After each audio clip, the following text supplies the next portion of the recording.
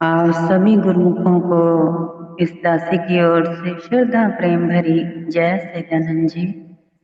जय सदानंद जी। बंदो चरण सरोज गुरु मुद मंगल आगार। जैसे वत नर होत हैं भव सागर से पार। गुरु जी के सुमिरन मात्र से नाशत विघ्न अनंत। तासे सर्व आरंभ में ध्यावत है सब संत। आप प्रगट इस जगत में जीव काज सुधारने। शब्द नाम बनाई सुंदर दुखित जीव उबारने। नम्रता और दीनता से भेंट सतगुरु लीजिए।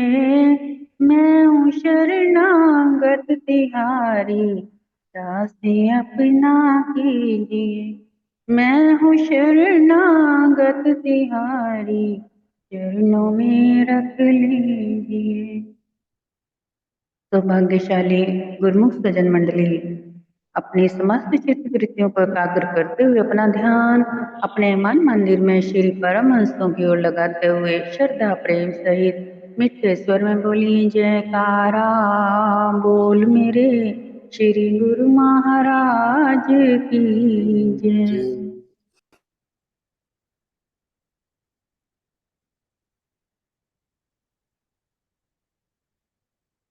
एक राम दशरथ का बेटा।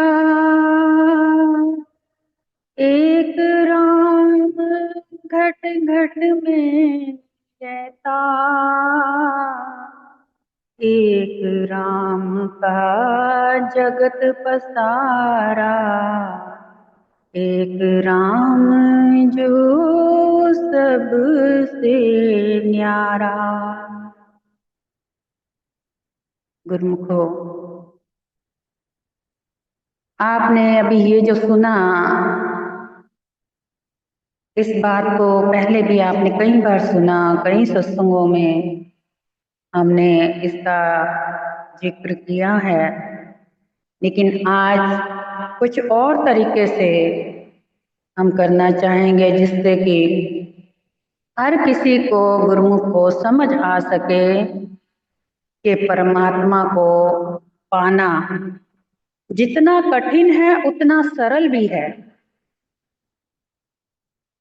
जितना कठिन है उतना सरल भी है। लेकिन जरूरत है तो समझने की, उसके आभास को अपने अंदर महसूस करने की। आभास उसका कैसे महसूस करना है? जैसे कि एक बार की बात है, एक साधु कई संत जो थे सत्संग फरमा रहे थे, तो एक जिज्ञासु भी वहां चला गया सत्संग सुनने। उसके भी मन में आया, क्योंकि वो सत्संग का बड़ा ही भावुक था, उसके मन में भाव बहुत थे, तो बड़े भाव और चाव से वो सत्संग सुनने बैठ गया। अब जब सत्संग सुनते हुए शाम हो गई, टाइम ज्यादा हो गया, जाने लगा, तो मन में विचार आया कि आंधी तूफान, मौसम खराब हो चुका है, और वो एक नदी पार करके आया था जिसके के बीच में नाव थी, नाव में बैठ करके पहुंचा था।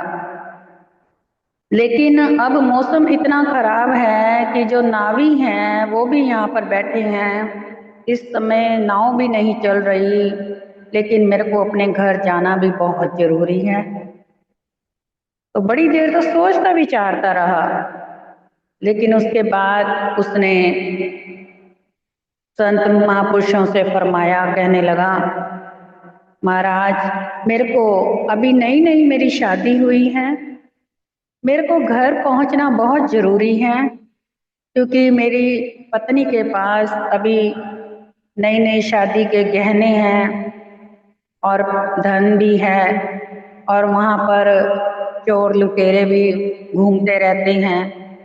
तो इस हालात में मैं अपनी पत्नी को अकेला नहीं छोड़ सकता, तो मेरी मजबूरी है, मेरे को घर पहुंचना बहुत जरूरी है। तो उन्होंने संत महापुरुषों ने फरमाया, अच्छा ठीक है, कोई बात नहीं। थोड़ी देर वो चुप हो गए। फिर कहने लगा कि कोई नाव भी नहीं जा रही, नदिया के उस पार जाना है। जब मैं आया था तो नाव में बैठ कर के आया था, और अब कोई नाव भी नहीं है, क्योंकि जितने भी नावी हैं वो यहाँ सब बैठे हैं। आंधी तूफान इतना जबरदस्त है कि कोई हालात नजर नहीं आ रहे जाने के, क्या करूं। फिर उन्होंने महापुरुषों ने एक छोटे से पर्ची के ऊपर, कागज के ऊपर कुछ लिख के दिया। कहने लगे कि ये ले जा, और इसको तूने खोल के नहीं देखना कि इसमें क्या लिखा है, तो ये खोल करके तू उस नदी को दिखा दियो, कहना ये सतगुरु का हुक्म है। तो वो वैसे ही गया पर्ची लेकर के, और उसने जा करके नदी को जैसे ही दिखाया, तो नदी ने अपने आप ही उसके लिए रास्ता बना दिया। यानी कि जमीन दिखने लगी उसको, जितने हिस्से में उसने नदी पार करनी थी। अब वो आराम से नदी पार करने लगा। अब नदी पार करते करते उसके मन में एक ख्याल आ गया कि क्यों ना मैं इसमें देखूं तो सही, आखिर इतना बड़ा चमत्कार कैसे हो गया, जो कि इतनी उफान में नदी थी, और ये नदी ने इतनी आसानी से एक कागज के ऊपर क्या लिखा देख करके मेरे को इतना सरल से रास्ता दे दिया। आखिर इतनी बड़ी कौन सी इसके अंदर बात है, कौन सी करामात है। उसके मन में आया, बड़ी जिज्ञासा हुई उसको देखने की। उसने झट उसके ऊपर देखा, क्या लिखा है, राम। वो हैरान हो गया कि राम, यानी राम के नाम से रास्ता मिल गया इतनी आसानी से। अब जैसे ही वो सोच रहा था, इतने में फिर से नदी पानी के बहाव से भर गई, रास्ता फिर ब्लॉक हो गया। फिर वापस वो किनारे पर पहुंच गया। फिर वापस आया, फिर संत महापुरुषों से कहने लगा कि ऐसे ऐसे मेरे से गलती हो गई, कि मैं अपनी गलती की क्षमा चाहता हूँ, कि मैंने आपके हुक्म को माना नहीं जो। तो महापुरुषों ने कहा, तूने ऐसा नहीं करना चाहिए था। चल ठीक है, कोई बात नहीं, अनजाने में सही। दोबारा फिर उन्होंने एक और पर्ची लिख कर दी। फिर उसके बाद वो दोबारा से पर्ची लेकर के अपने घर पहुंच गया। नदी ने फिर उसे रास्ता दिया और अपने घर में आराम से पहुंच गया। तो इसका क्या मतलब हुआ, अब उसने जब दोबारा घर में जा करके सोच विचार किया कि एक राम का नाम जो नदी पार करा रहा है, अब उसके बाद अब दोबारा जो क्या लिख के दिया, तो उसने बेचैनी बड़ी रही। दोबारा फिर से वो गया दूसरे दिन सत्संग पर, तो वो जाकर के संत महापुरुष से पूछने लगा कि महाराज, ये राम नाम में ऐसी कौन सी शक्ति है जो कि आपके इस राम नाम लिखने से नदी ने रास्ता दे दिया, जो कि इतनी गहरी नदी थी, उफान में थी पूरे। तो महापुरुष फरमाने लगे कि राम नाम का जो आभास है, अगर वो अपने अंदर आ जाए तो नदी तो क्या, भवसागर से भी जीव पार उतर सकता है। तो कहने लगा, हमें तो इतना समा हो गया राम नाम जपते हुए, लेकिन हमें तो कोई असर नहीं हुआ इस बात का। तो उन्होंने क्या फरमाया, कहने लगे कि वो राम नहीं, वो राम नहीं, ये राम जो है ये मैंने कमाया है, वो राम शरीर है। हम उस शरीर के राम का जिक्र नहीं कर रहे, उसकी शक्ति का जिक्र नहीं कर रहे, क्योंकि जैसे कि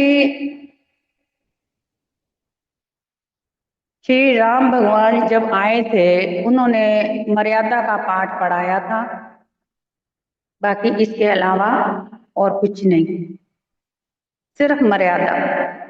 लेकिन जो हमने राम नाम जपा है वो दशरथ के बेटे का राम नाम नहीं है। जिस प्रकार से कहा गया है, एक राम दशरथ का बेटा, एक राम घट घट में लेटा, एक राम का जगत पसारा, एक राम जग से न्यारा। यानी कि जो राम सबसे हट करके परमात्मा रूपी ज्योत है, निरंजन की अलख निरंजन की ज्योत है, उसका ध्यान उसका ध्यान अपने अंदर गहराइयों में उतर जाए, अपने रोम रोम में महसूस किया जाए, तो राम का मतलब रमा हुआ अंदर परमात्मा की ज्योत का जो असर है, शक्ति है, ये उस राम की शक्ति है जिसने रास्ता दिया। जिस प्रकार से आपको एक उदाहरण के तौर पे बताएं, कहने को आपने कभी सुना भी होगा कि जीव के हर किसी हमारे शरीरों में 72 प्रकार के 72,000 नस नाड़ियां हैं, है ना? 72,000 नस नाड़ियां महसूस होती हैं कभी आपको? गुरुमुखो, कभी आपको महसूस हुई किसी को भी? नहीं हुई ना? क्यों? क्योंकि आपको उसका ज्ञान नहीं है। इसी प्रकार से अब हमारी जो जीवा है, इसके अंदर जिस प्रकार से 36 व्यंजन बनते हैं, 36 प्रकार के, और 36 प्रकार के व्यंजनों का जो स्वाद है वो एक जीभा पे रखते ही पता लग जाता है। अकेली जीभा, यानी कि एक अकेली जीभा के अंदर इतनी शक्ति है कि 36 प्रकार के व्यंजनों का स्वाद बता सकती है। तो अब ये सोचें कि व्यंजन तो वही है।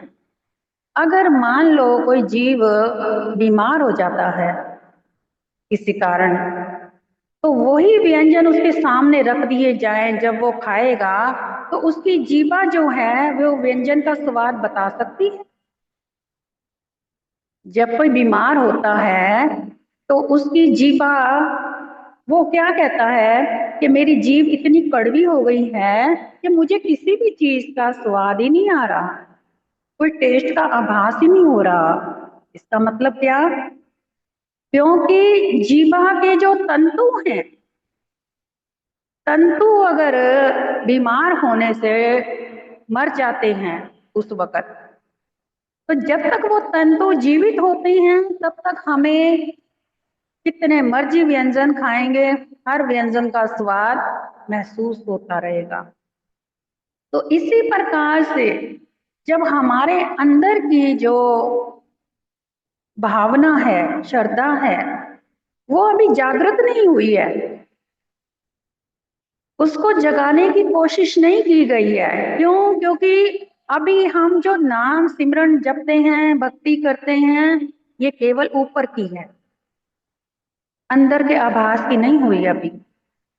अब जब तक से अंदर गहराइयों में उतर के आभास नहीं होगा, जिस प्रकार से जीव के तंतुओं का आभास हुआ, तो मालूम पड़ा स्वाद का।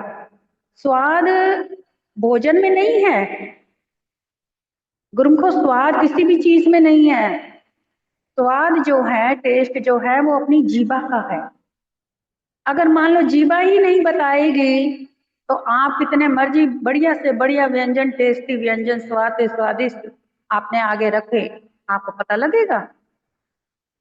आप बता सकेंगे किसमें कितना नमक, कितनी चीनी, कितना कड़वा, कितना खट्टा, कितना मीठा? नहीं बता सकते ना।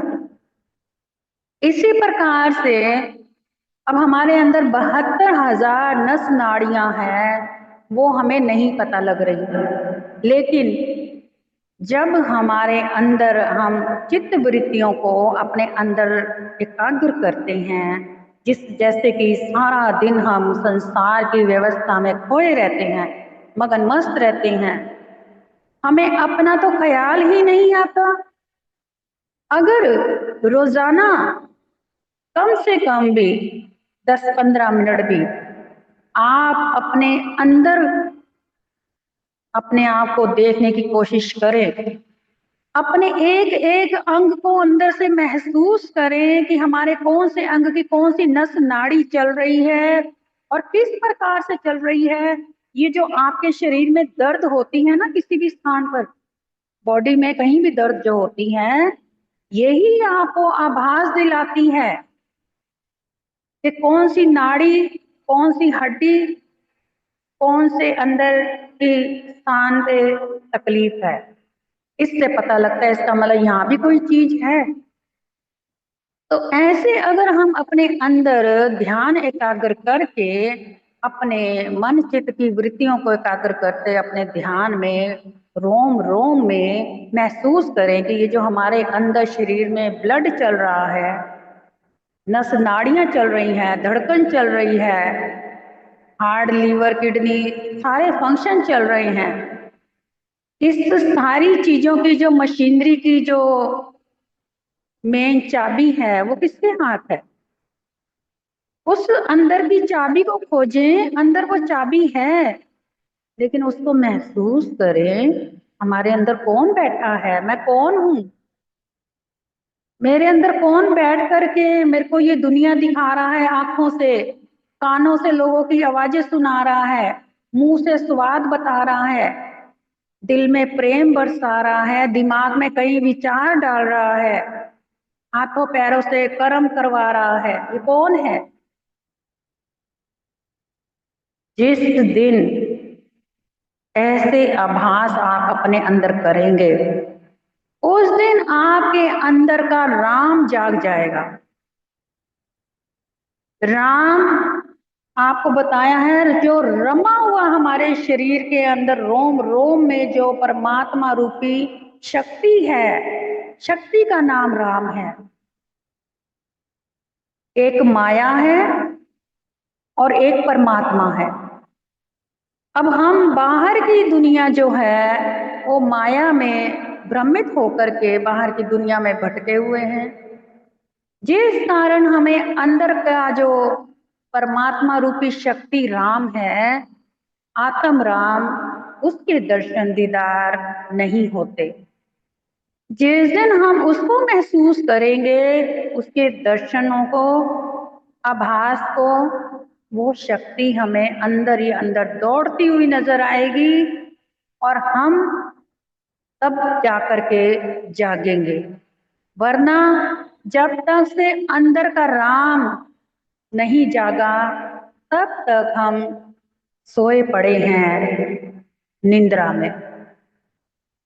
एक नींद होती है जो इंसान जब मर्जी अपनी मर्जी से सोता है, और एक नींद होती है जिसको परमात्मा हमेशा के लिए सुला देता है, और एक नींद वो होती है जिसमें ज्ञान नहीं होता, प्रकाश नहीं होता, केवल अंधकार ही अंधकार और माया ही माया होती है, जिससे कि वो अज्ञानता की निद्रा में सोया हुआ व्यक्ति कभी भी परमात्मा को नहीं पा सकता और ना ही परमात्मा के नजदीक पहुंच सकता है।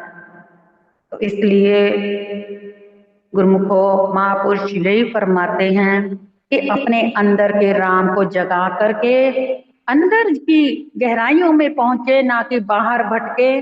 बाहर कुछ नहीं, केवल भटकना ही भटकना है। चाहे आप जितना मर्जी नित नेम करें, जितना मर्जी कर्म कांड करें, कुछ भी कर लें, आपको कुछ हासिल नहीं होगा, केवल जीवन आपका समाप्त हो जाएगा। तो इसलिए जीवन का लाभ प्राप्त करना है तो यही वेला है, यही समा आपको सुनहरा अवसर मिला है इस सुनहरे अवसर का लाभ प्राप्त करें, महापुरुषों की प्रसन्नता हासिल करें। बोलो जयकारा, बोल मेरे श्री गुरु महाराज की जय।